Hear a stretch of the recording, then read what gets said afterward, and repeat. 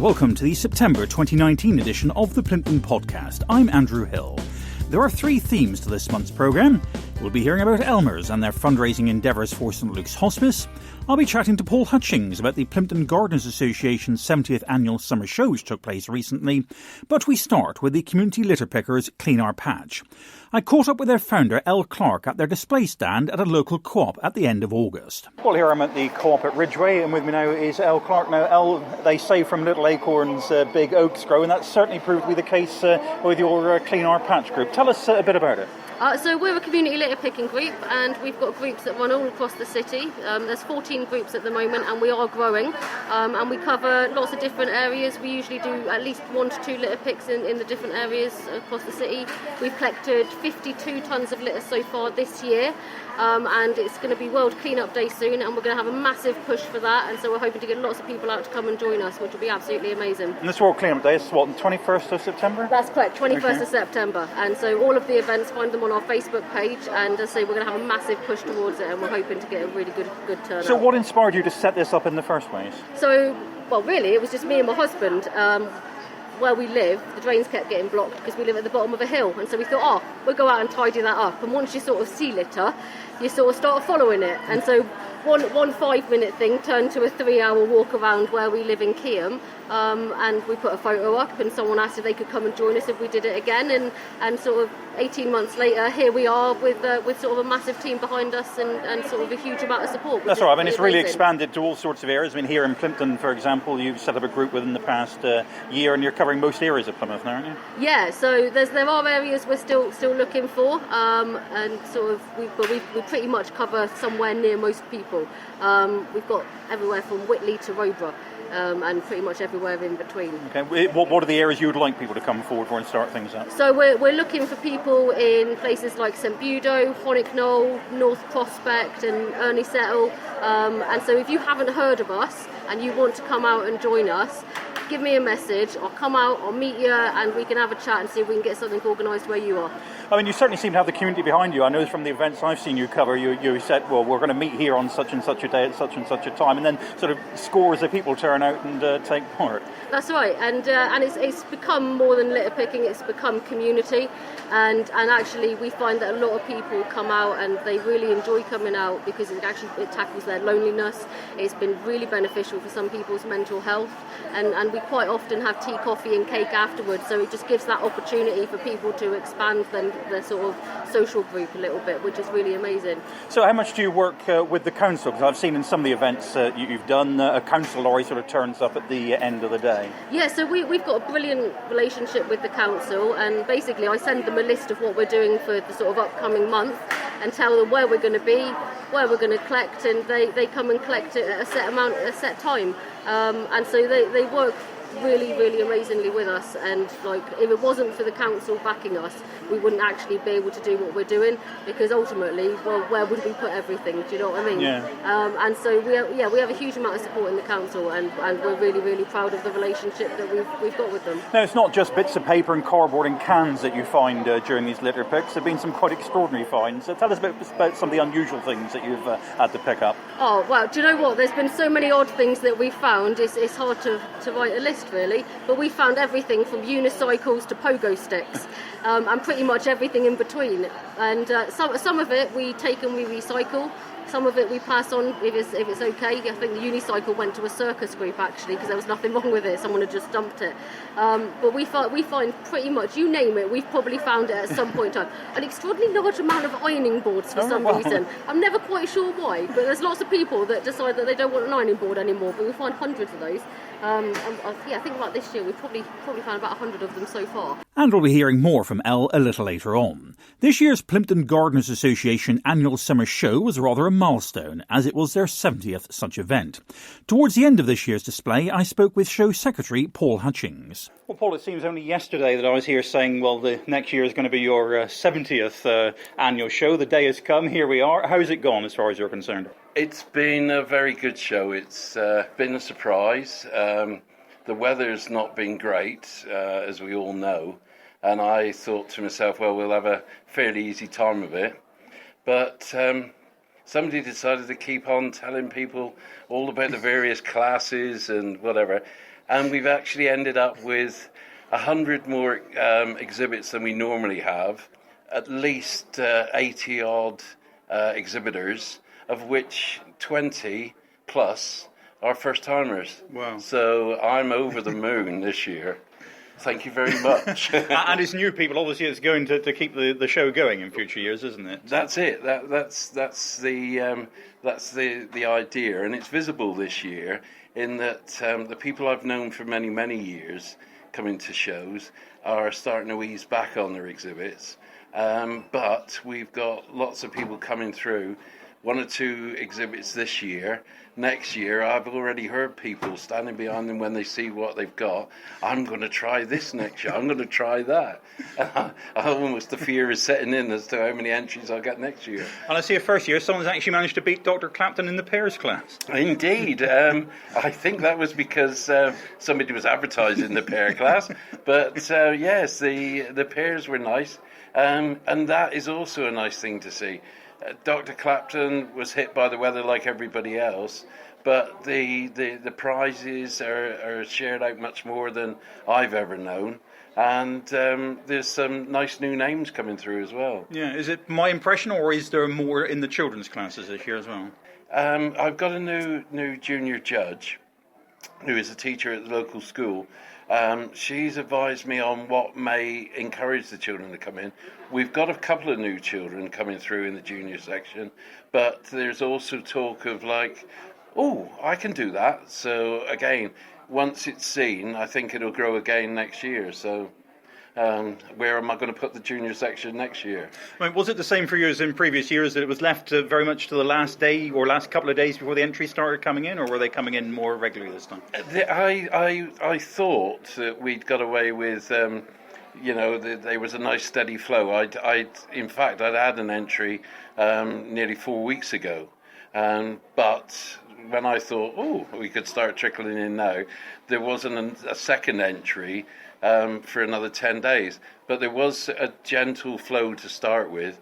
But on the Thursday, and I can understand it, and I'm totally supportive of it really, people with the weather needed to see what it was. And with 78 senior entries, on the Thursday morning I had 37. I finished up with 78, so you can do the maths and see how many I had on the final day. Yeah, and Murphy's Law, the very day before the show, the heavens are opening down. Did that actually affect people who had said they would exhibit things and weren't able to because it had an effect on their exhibits? Mainly flowers. Flowers were badly hit by the weather. The dahlias, which to me are always the spectacular part because of the symmetry across the dahlia, the shape and whatever.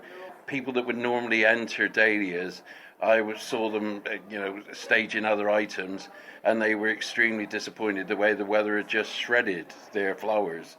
The flowers had fallen to bits. They'd been hit by the wind, and that was it. But you get the sort of exhibition growers, and they don't go outside when the weather's bad. I always imagine people with the old like Millennium Stadium roof over their garden, but in fact it's polytunnels and bits like that. So when the weather's bad, they can be protected. Elmer the Elephant is currently the centre of a big fundraiser for St Luke's Hospice, as their press officer Robert Maltby explained to Charlotte Willis. So it's a project that started 2 years ago, believe it or not. It's a project that is run and led by St Luke's. It just came about that we wanted to do a sculpture trail across the city. Many sort of local charities and hospices have done it up and down the country, and they've proven really, really successful. And why we chose Elmer was because David McKee, the author of Elmer books, also Mr. Ben, you probably might remember as well. Yeah, so he's the author of that. Yeah. He was actually, he was born in Eggbuckland. He was telling me the other week he was born in Eggbuckland, and then when he was 1 year old, he moved out to Tavistock, did his schooling in Tavistock, and then came back into Plymouth to do college. So he's a local author, and it was 30 years ago that he created Elmer. So it just sort of tied in 30th anniversary of Elmer. We were looking to do a sculpture trail. So yeah, it's all come about. It's gone live. It's running for 10 weeks across the summer. There's 40 Elmers. Each of the Elmers are painted by local artists, and you can go around the city and use your phone, use the app, and enter in the codes to say tick that off the box, or you can pick up a map from your sort of local St Luke's charity shop. So it's a trail around the city. And then we've got 25 mini Elmers, which are up at Mount Edgecombe, which local schools have painted. Now, it's a win-win on so many levels, this. So for St Luke's, there was two main aims of this project. One was to go into local schools and talk about the taboo subject of death and dying, and also offer bereavement support, because the sad statistics out there say that 1 in 29 children are going through some sort of bereavement. And we think sort of children should have a lot more support in school. The teachers don't know how to approach a child that may have lost a mum or dad. Fellow students don't know how to talk to each other if somebody's bereaved. And we sort of think it should be up there along sort of like with sex education, really, that it is a fact of life and people need support. So Elmer was a great way of going in not as St Luke's and the taboo subject of hospices and death and dying, but actually go in there with a friendly, colourful Elmer, and use Elmer to, in sort of age-appropriate child language, talk about what a hospice does, and talk about bereavement, giving the teachers a toolkit to be able to teach the children about it, and giving the children an opportunity to discuss it, and then use creative arts to paint their own mini Elmer, which will go into Mount Edgecombe. So that was sort of one part for St Luke's. The other part is the 40 main Elmers will be auctioned off in October. So the money that those are auctioned off for will fundraise and be sort of ploughed back into the charity, so we can care for more people. But there's so many other benefits. I mean, there's the health benefits for getting active people, getting away from their TVs and their switches and going out there and walking. I think someone said it was about 13 miles if you walk the whole trail and catch the ferry across to Mount Edgecombe. Benefits for the city are absolutely huge. People travel from far afield for these types of trails, so the tourism, people spending money in restaurants, bars, in the local shops is absolutely huge for the city as well. So it is ticking so many boxes, this Elmer Trail, and it's great to see it go live. So it's running across the summer, finishes on the 16th of September, and hopefully it'll create loads of awareness for St Luke's and raise lots of money for us. In an ancient stunnery town, with programs just for you, the Plympton Podcast. One of the things on the Clean Our Patch display table they had recently at Ridgeway Co-op were 2 bottles containing cigarette butts. Elle Clark explained the story behind them. Yeah, so on the 24th of August, it was a campaign by Keep It and Tidy called Blitz the Butt, and it was basically raising awareness on the plastic that cigarette butts actually contain. They don't degrade, they form microplastics and are really harmful to our wildlife. And what we have with us is the cigarette butts that we collected on the 24th from less than a mile radius around the aquarium. And we've got nearly 2,000 cigarette butts that we collected from a small circuit. And it's just an awareness thing, really, to say kind of put them away properly, you know.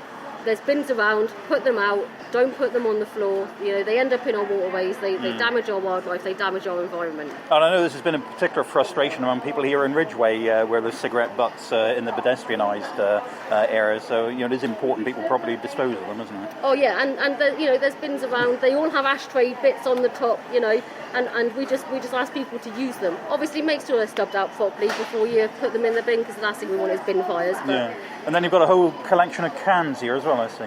Yeah, so we've actually created what we've decided to call the Litter Archive, and we've been collecting the old things that we've found along the way for the last 12 months. And we've got cans that date back to the 70s, and we've got sort of plastic litter that dates back to the 60s.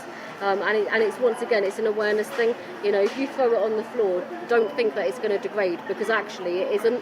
It's not going anywhere, and the condition that we find some of the plastic and cans in is quite extraordinary. I mean, do you find it frustrating? You go out, you clean up an area, you go back there in a month's time or so, and so on, and you then find more you've got to pick up? It can be quite frustrating, and I can understand like why people would get frustrated at that. We're really motivated, and if we're persistent, people will change their behaviour, and so it can feel a bit like wading through mud. But we're still going to go out, we're still going to do it, and if we have to clear somewhere 50 times before people realise that actually that's not okay, that's what we're going to do. Now, you've got a couple of book type things here with all sorts of bits of litter you've collected over the years, and you've got a 2p ice pop wrapper there, so this must go back a while. Yeah, so this is a tip top. Well, it's in fact 2D, isn't it? It is 2D, and so this one dates back to 1962.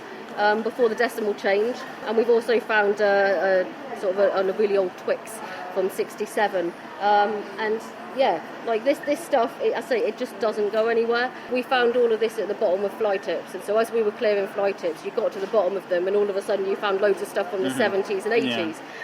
Yeah.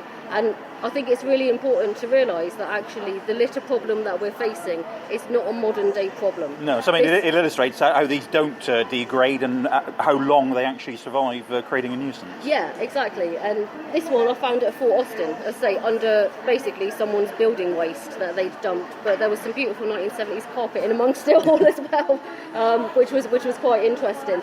You know, but it just doesn't go anywhere, and you know, if it does degrade, the worst it does is it creates microplastics which then feed back into our environment, you know, and that's what we're trying to prevent, and kind of that's what the archive is all about, is raising that awareness and that visibility that it just doesn't go anywhere. Okay, so if people are interested in joining you, both for the conventional areas you've already set up or the new ones like at St Buda that you're looking to do, how can they get in touch? If you find us on Facebook under Clean Our Patch, and just throw us a message, and as I say, we'll come out, we'll quite happily have a chat with you and see what we can do to help you clean up where you are. And look out for the big push on the World Cleanup Day on the 21st. Yes, please. Yes, please. The more people we can have out, the better, because we want to make it the cleanest World Cleanup Day we can make it. Okay. Well, El, congratulations on what you've been doing here in Plymouth, working to make the city a lot cleaner, and well done. Hats off to you and your group. Thank you very much. It's really nice talking to you. The Cornwall show this year was badly affected by the weather, with some elements being cancelled and others changing date or venue. Plympton Show Secretary Paul Hutchings explained his relief that their show takes place in the static venue of Harewood House. Absolutely. We're really lucky to be able to use Harewood House, he says, this year, but the walls are starting to creak now with the number of exhibits. It will see us all right for quite a few more years yet, but it's a nice place to have it. It does secure us from the weather, and I do feel for Cornwall and other places where they have to have a marquee bought in and then get hit badly by the winds and the rain. Now, with the extent of new exhibitors that you've had here today, are you hoping that's going to sort of translate into a few extra members of the Plympton Gardeners? It is translating, I can say.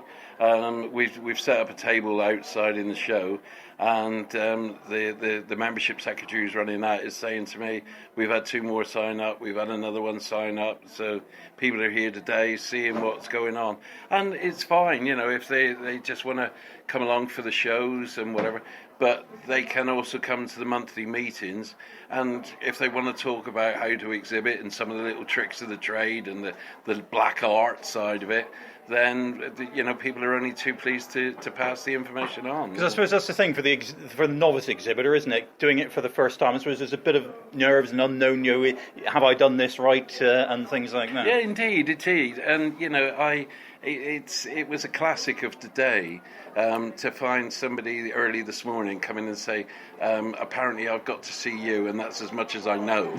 So you explain about the slips and all the rest of it.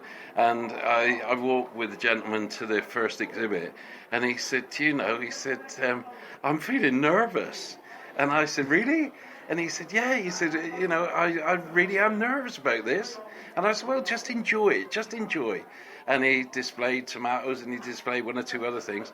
And I've seen him since the judging's taken place. And he's over the moon. He's absolutely over the moon. He's won a couple of place cards and he won a first. He got a first. So he's over the moon. And I just said, you please, just see you again next year. So, yeah, that takes me right back to when I first did it. Slightly different. I was doing it with my father-in-law. But, it's that excitement from something that you wouldn't expect to gain excitement from, yeah. What on the actual benches today has particularly caught your eye? The handicraft. This is a vegetable and flower show, so the handicraft is coming through in the domestic science. But with the weather, the handicraft and domestic science steps up. You're seeing new vegetables coming through in the vegetable section. First kohlrabi has been displayed that I can remember. Although having said that now, there would have been one quite a few years ago. But today's was a classic, a beautiful example, won first prize. And there's more people showing carrots, onions, and so on and so on. And they're not the great big monsters that the exhibition growers grow. They're the day-to-day sort of nice, out of the allotment type onions. So it's nice to see. Yeah, I mean, what's the secret of a good exhibit? Can't tell you. No, it's all different things. I was explaining to a chap.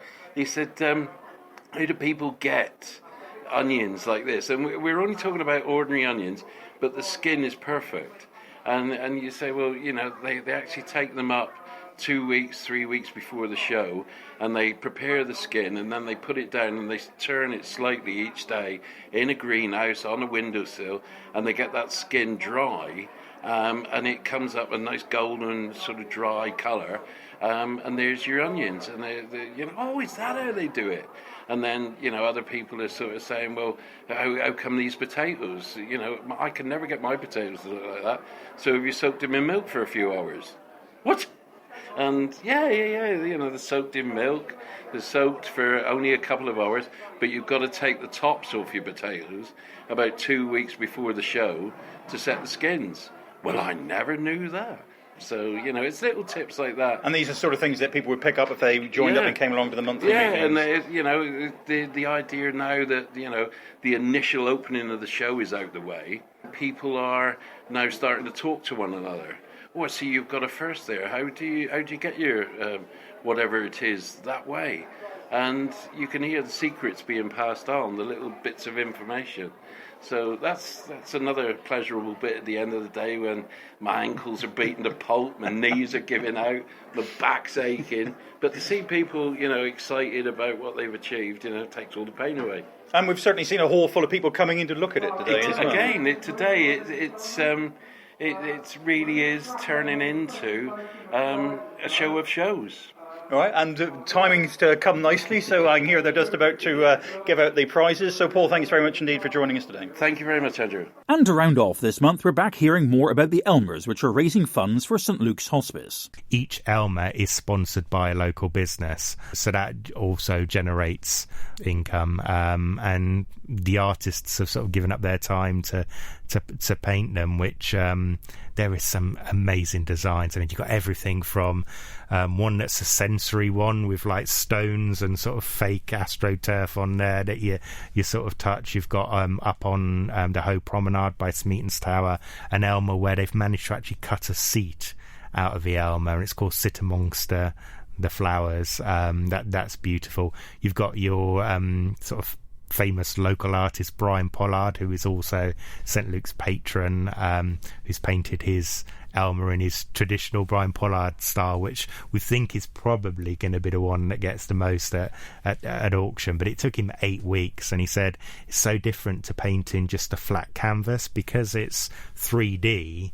You've got to carry the design sort of round the front, and then underneath he said he was like in a mechanic's garage, sort of trying to sort of turn the Elmer upside down but continue the design. And then you got people that like Colin Pethick, who's taken a lot of Asian sort of inspiration, and his is just by the sensory garden on Plymouth Hoe, and we actually cared for his wife a few years back, and we've been offering sort of Colin a lot of post-bereavement support, and he's found actually painting a really sort of therapeutic way of dealing with his grief for his wife. And sort of paying tribute to her as well, because she was sort of far east. So yeah, it's a real sort of nice tribute. So behind every Elmer, there's a lovely story. I mean, it's not just businesses. There is one family that have bought and sponsored an Elmer privately, and that's on West Hoe by West Hoe Park. It's dedicated to a little girl called Poppy, and she sadly died at about 20 months old, and a family have all clubbed together and sponsored this Elmer, and it's sort of a tribute to Poppy, and you read the little plaque on it, and you can't help sort of feel sort of sad, but also, wow, what a way to remember your daughter. So yeah, loads of behind every Elmer there is an amazing story. So it's not just a sort of a trail. It's creating lots of conversation about hospice care and lots of stories. And I suppose we're saying to people, it's a free trail, go and enjoy it. But if we could just ask one sort of thing, is that you just think about St. Luke's, and do whatever you can to support us. Doesn't have to be money. Could be just shopping in one of our charity shops, volunteering, or even just talking about St. Luke's. That's all we ask, and go out and enjoy the free trail. So if people want to buy them, because obviously they are going to be going on auction, how do they do that? If there's anyone listening now that would want one. So they're going to be auctioned off in early October. You're probably aware that we took over the on a temporary sort of basis the old Toys R Us building on Western Approach, which half of it is a charity shop selling furniture. The other half was what we call Herd HQ, where a lot of the local artists used the space to paint their Elmers. But they're all going to be brought back very early October, first of all for a farewell weekend. So if you haven't managed to go out and see them on the trail, they will all be in one building for a weekend. It's a ticketed event. And then a few days afterwards, they will be auctioned off in that building. So if people are interested in an Elmer, then they just need to go to the website and register their interest. I mean, we have to be upfront. Each Elmer is insured for about £5,000, and based on previous auctions, we expect them to go anywhere sort of 2,000, 3,000 upwards. Some of your popular ones like Colin Pethick's and Brian Pollard's are going to get quite a high amount. So I suppose we're saying to people, if you're going to go along to the event, we only have limited tickets, but the reality is you are going to be looking in that sort of price range. And Elmer as a product, as a brand, is absolutely huge in the Far East. So there's going to be online bidding, and we can expect a lot of people across the other side of the globe sort of bidding for them and probably getting them shipped across to the other side of the world. And alas, that's the end of another podcast. Theme music has been provided by audionautics.com. Hope you've enjoyed the features in this edition, and until the next time, thanks for listening and bye for now.